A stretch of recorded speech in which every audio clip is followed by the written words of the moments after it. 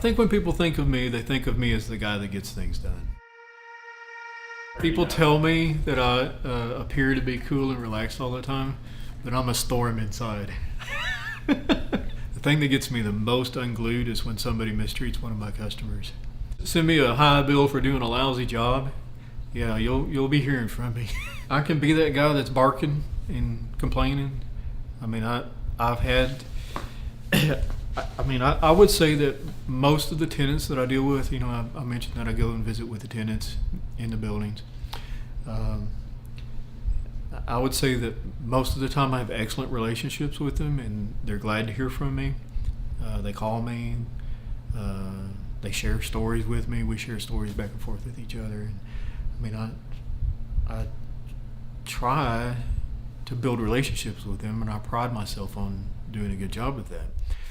But once in a while, you have a relationship with a tenant that just isn't like that. It's adversarial for whatever reason.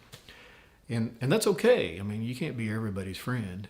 It's not my job to be their friend. If I can do my job and be their friend, great. That's what I want.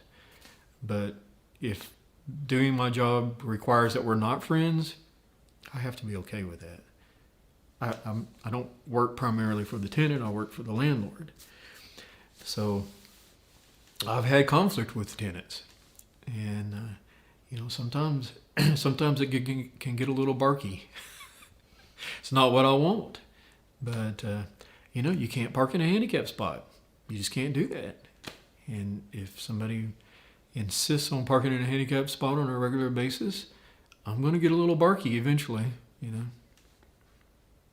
If one of the tenants continues to break rules, eventually I'm going to get a little.